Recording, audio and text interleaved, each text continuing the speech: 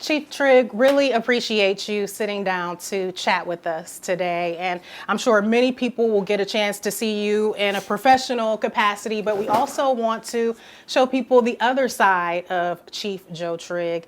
You grew up in Muskegon, right? Kind of tell me about who you were before becoming officer and now Chief Trigg. Okay, yeah, no, thanks for having me. Yeah, grew up in Muskegon. Very proud of that.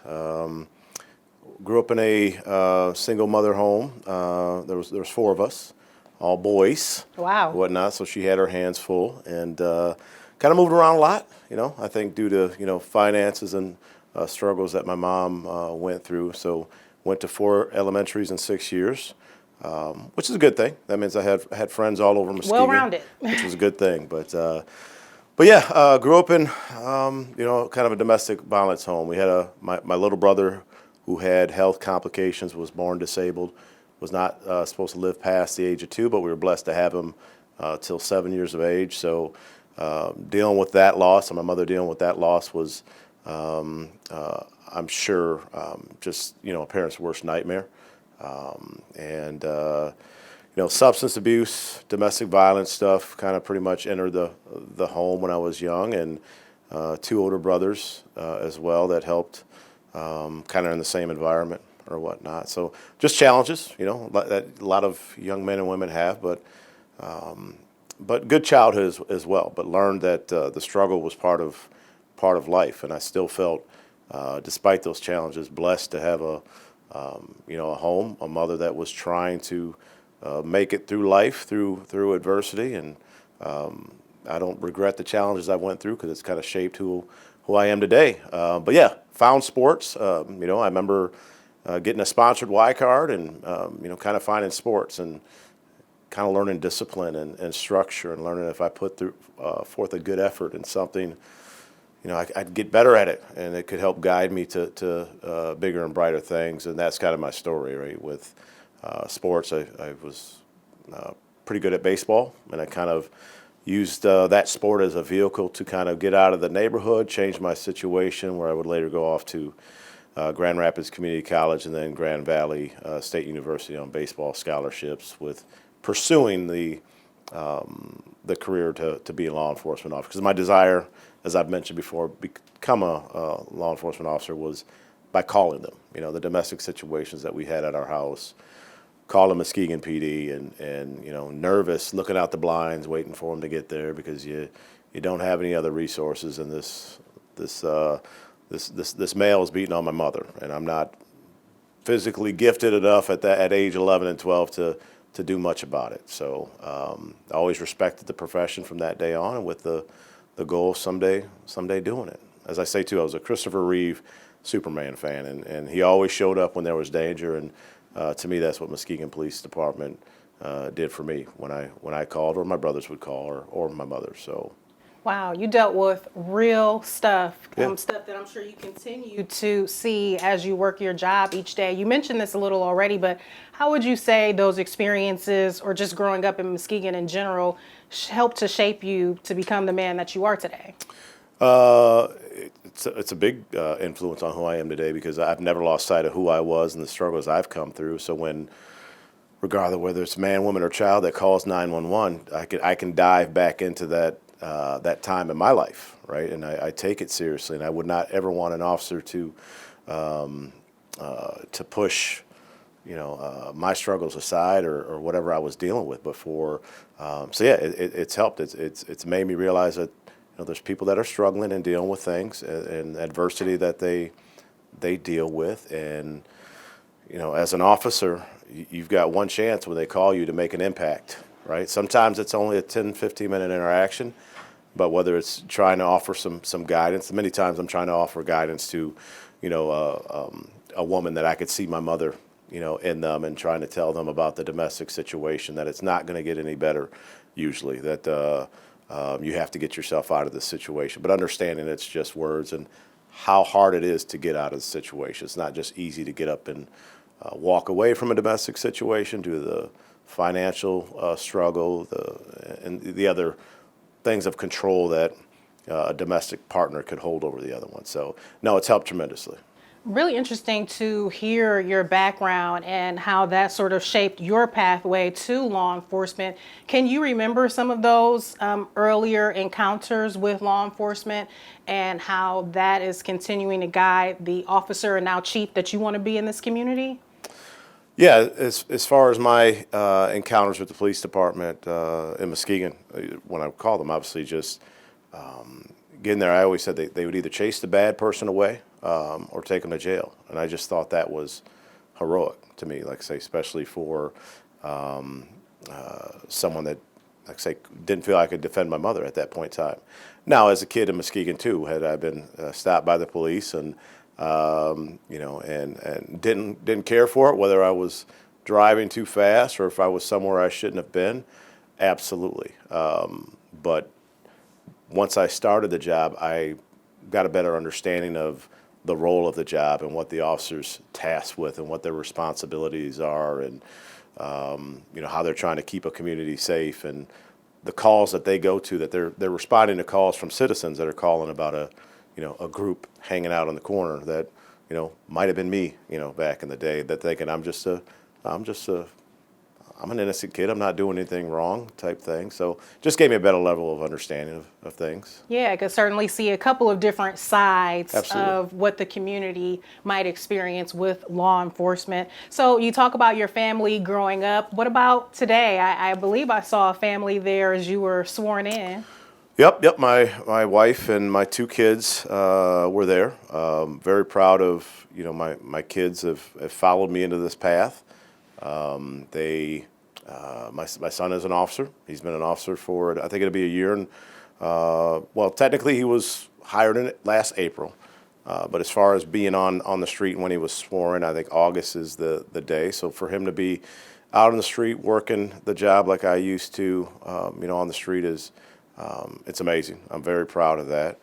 My daughter is an intern for us, and she's going to Northern Michigan University in the fall here as a junior, but she wants to be a forensic tech. So she hopes to return someday with her degree and be one of our forensic techs. Wow. So again, another vantage point for you leading this department as your own children are sort of walking those steps. Yeah, I think hopefully they've seen what I've put into the profession for 25 years and that it is absolutely, it takes a lot. It does. It draws on you, but you have to, I think, have friends outside of law enforcement. You got to have your activities, and because it weighs on you because you're basically going from, someone's trauma to the next trauma to the next trauma to the next trauma, and it can weigh on you if you don't have your outlets, right? But I think they have both seen through my career and the friendships that I've created that it's a very noble profession if done right. It's very rewarding and self-fulfilling.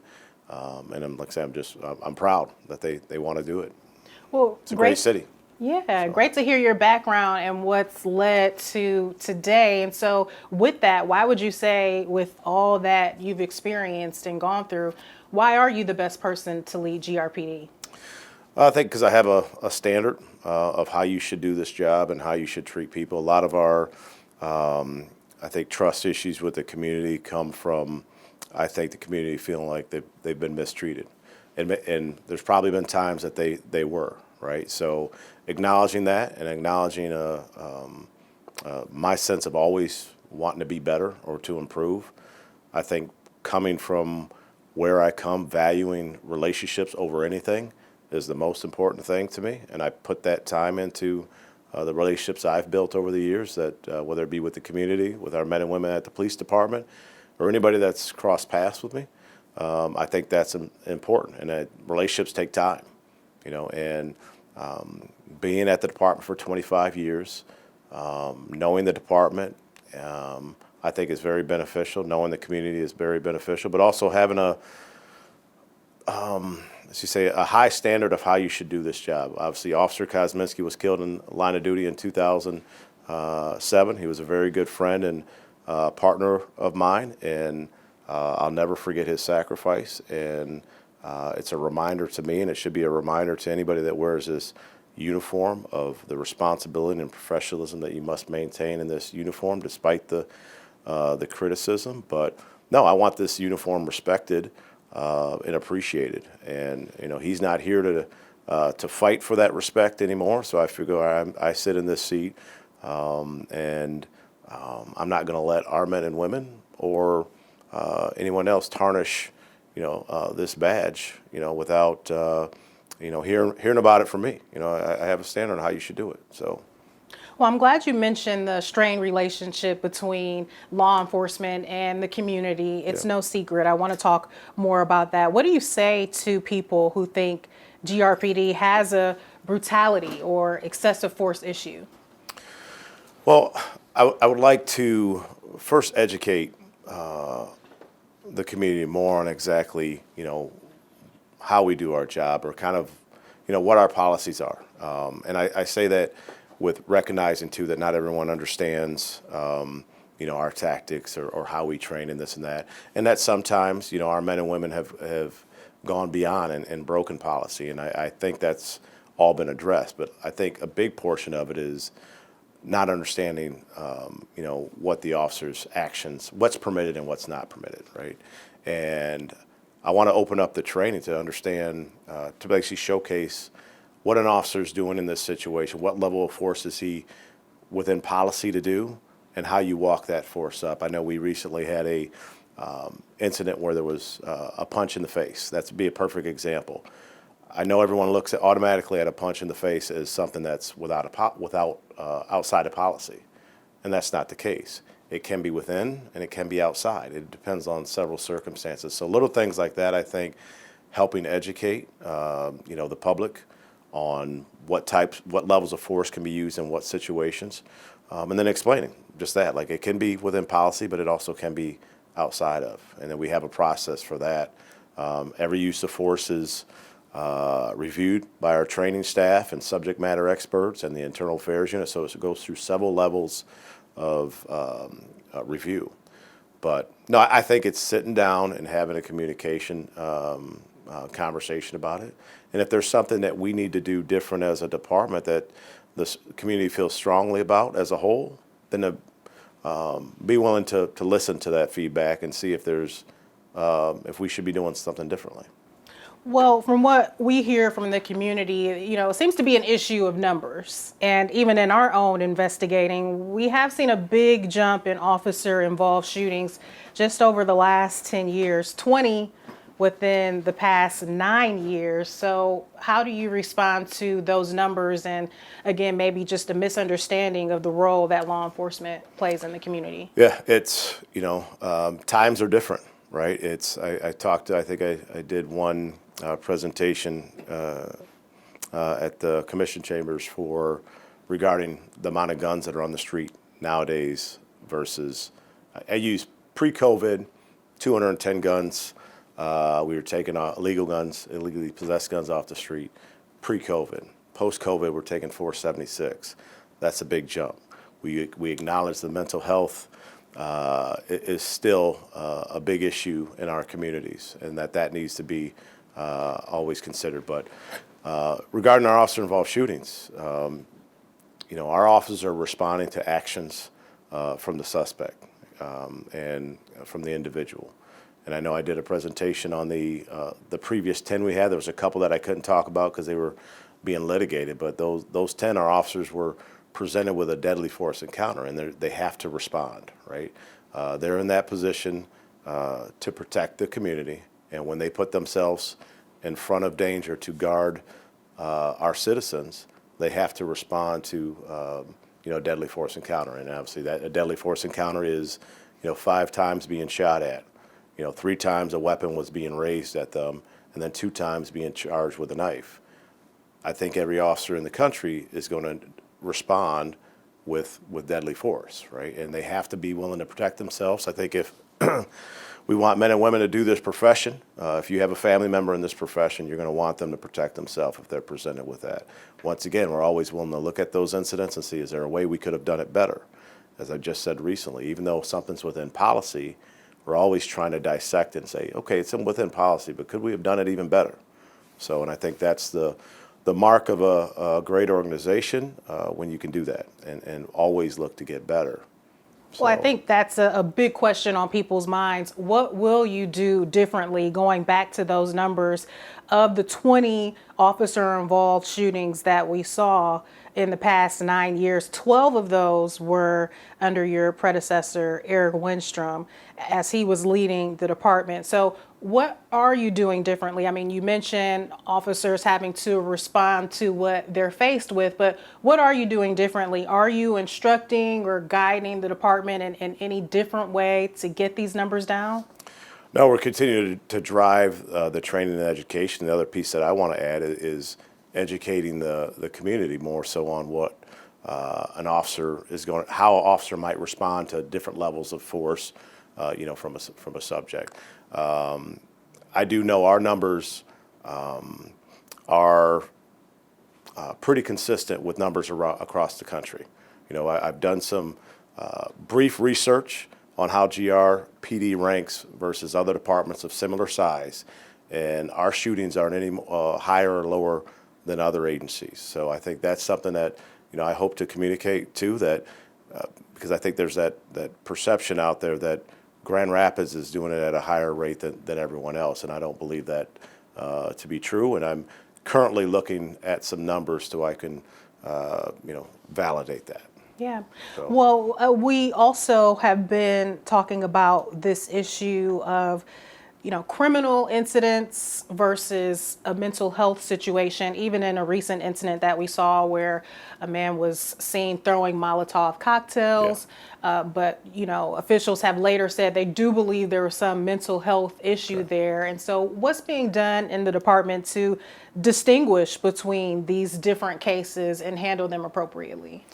Mental health is a big deal, right? And it's a lot of people are struggling with mental health, issues. That incident that you're referring to, obviously we have our co-response team where you got an officer that's paired up with a mental health professional. But that mental health professional cannot be utilized until a scene is stabilized, right? So you can research their protocols. That's they're from their ethics. They're not going to put one of their therapists in a position of danger, right? So until that scene is stabilized, you can't utilize that tool. So once again, very helpful tool, and we'll continue to use that. We're looking to expand our program. You also don't have a long line of therapists, to my knowledge, signing up for the job either. It's a tough job in itself, right? Despite having to go on a call of that nature.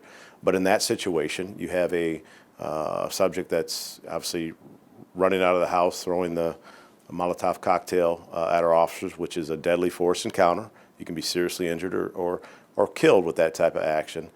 The officers are staying back, right? They're not trying to press the issue. They do not want to escalate the situation. And if it could stay contained, which that's the number one job, contain that subject to that house, get all the innocents out of that house, get neighbors out of the house, because if we're talking about a fire that could possibly burn the house down in neighbors' yard, there's a lot of things going on, right? That they have several priorities to help try to stabilize that incident. They weren't able to stabilize it. He runs out of the house, and now he's running loose in the neighborhood. And I'm sure you know already with attempted carjacking, with the knife, and now he's running through the neighborhood on a Saturday afternoon at 2 p.m. The officer's number one job is to try to contain that person, stabilize the incident, and make sure the rest of the community is safe as well. Just wasn't an opportunity to insert a mental health professional at that stage. And I think that's where a lot of the confusion comes from, that you can just insert them, anywhere at any time, and you just can't. Another big topic in Grand Rapids right now, car meetups. I had a viewer send me a video just this morning, and I think there's almost this impression that your department knows about these situations and that there just isn't much you can do. I mean, even if you see it firsthand, I mean, is that the case, that there's little that can be done on your end to prevent these car meetups? Well, they're challenging, and I think every police department in the country is dealing with them and trying to find the best way to handle them, right? We have some things that we're doing, some things that I don't want to mention, because I want to stay on top of the things and kind of keep that under our hat so we can impact these the best possible. But yeah, they're challenging. You're dealing with 200 to 300 cars that are doing these burnouts, and usually when the police respond, they start fleeing. It's hard to stop several cars at the same time, right? And it's happening at times, usually on a Friday, Saturday night, when most cities are usually busy, especially in the summer. So a lot of it comes down to intel, doing intel and doing a lot of work, investigative work before the event, after the event, and trying to hold those responsible, because it's a nuisance, right? And they're dangerous. We had a homicide related to one several years back. It's just not, we don't want to tolerate it, and we're going to put every effort in to trying to stop it and eliminate it. But we've had discussions. Most police departments in the area are dealing with it, right? And there's not a one magic thing that helps solve it, but other than being consistency, looking for follow-up, investigating it, and maybe getting some changes, some laws or some ordinance on the books that might help curtail it would be welcoming as well. Well, I understand you not being able to share all of your tactics, but are these some changes that people could expect to see in the near future that could, affect or bring these car meetups to a stop? I guess the tactics are more investigative, right? So it's how to make an impact, right? So when you find an organizer that is organizing these, how can you hold them accountable, right? And that's what we're trying to do, right? As a police department, we're problem solvers. We're trying to solve this problem. This is not good for our city. It's not good for any city. So putting a lot of heads together to do the best we can to try to curtail these. And I think we have seen a impact that we've made through some of the stuff we've done, if you compare this year to last year. And I hope that continues. Well, I know it's a loaded question, but you did mention, maybe needing some changes in laws when it comes to these car meetups and perhaps other issues as well. Can you pinpoint some of the things that you're asking on legislators to make changes with that would help in these issues? Nothing we specifically asked yet. It's back to the accountability piece. As far as, is there something out there that where we can hold the organizer more accountable as far as the vehicles that involve?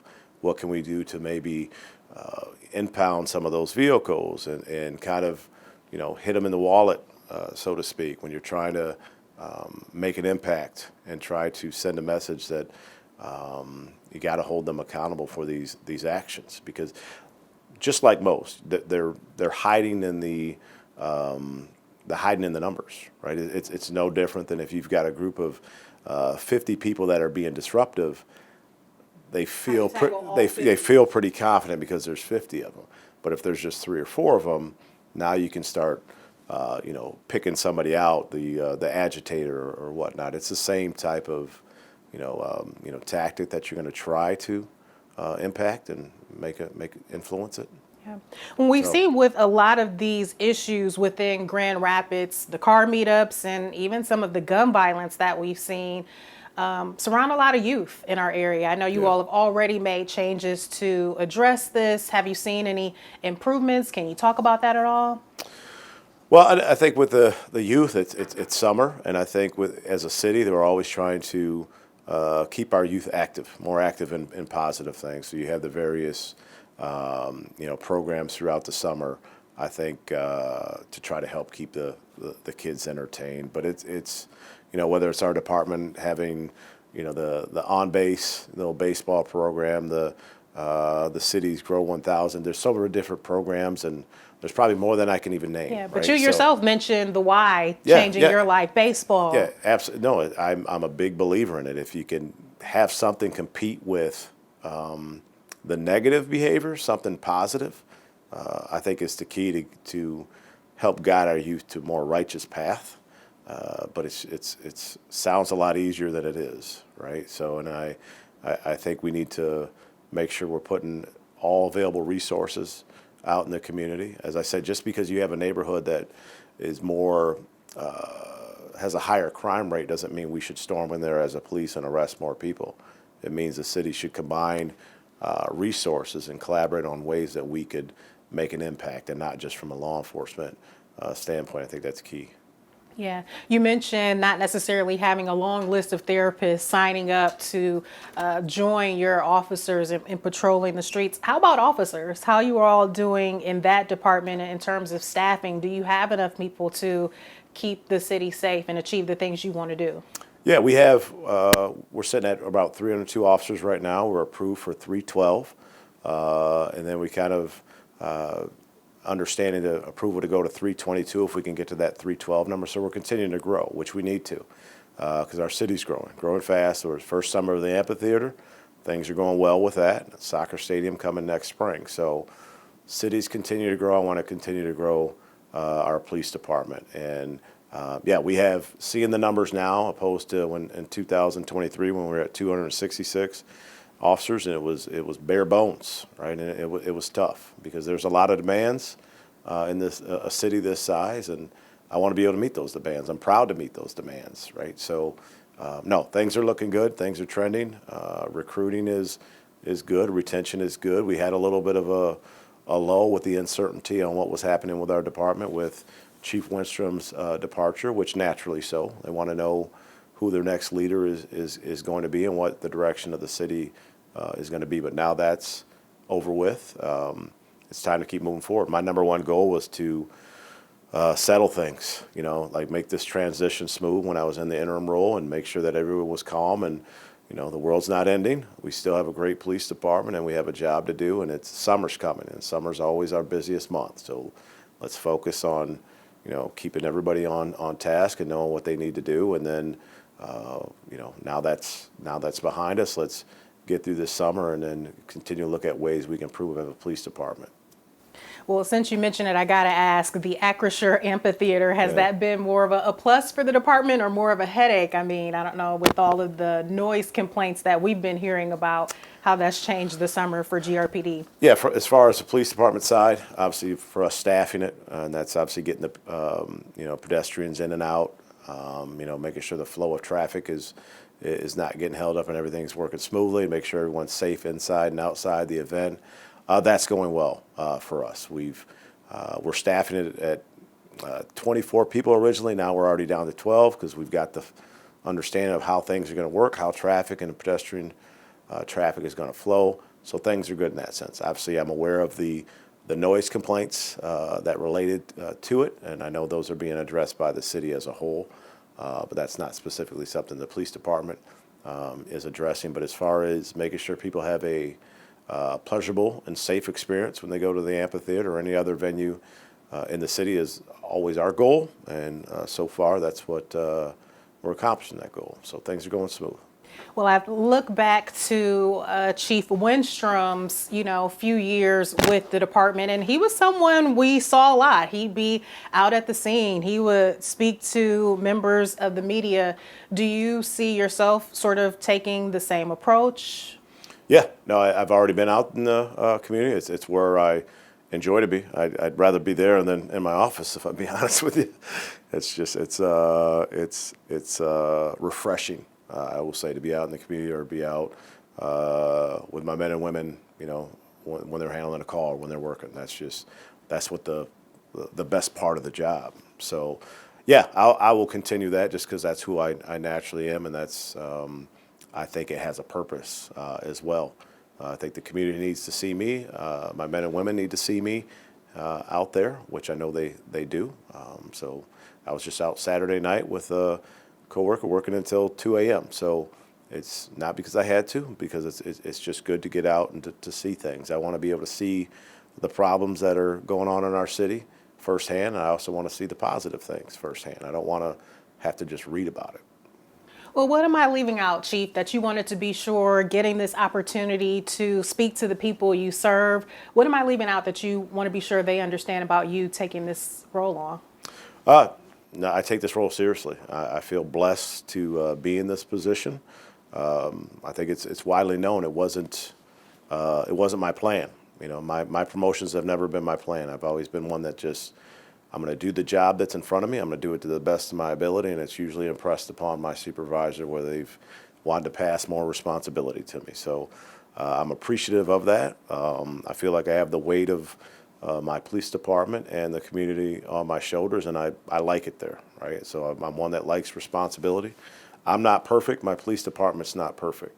But we have a great group of men and women that try to do their very best. And when they don't, when they fall short of that, I think we have an accountability system that tries to redirect that, not with and I think it comes from a good place because we want them to be successful. I think, nothing great comes without great expectations. So I'm all for it. With accountability, I'm all for it because I know as a former athlete, I love sports. They help guide me and shape me.